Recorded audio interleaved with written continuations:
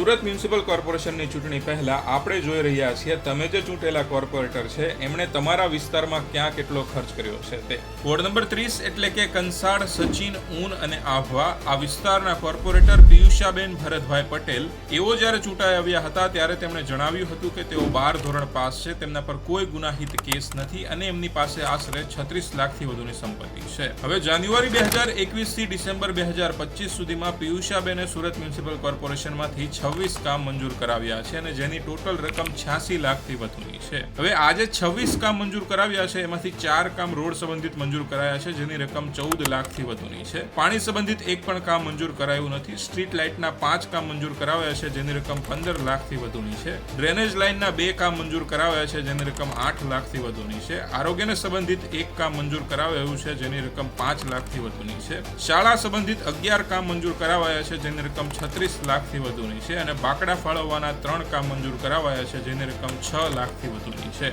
હવે પિયુષાબેને આ વિસ્તારમાં સૌથી વધારે ખર્ચ શાળા પાછળ મંજૂર કરાવ્યો છે. તો આ વિસ્તારની શાળાઓ કેવી છે અહીં કમેન્ટ કરીને જણાવજો. બાકી સુરતીઓ તૈયાર થઈ જાઓ, ચૂંટણી આવી રહી છે.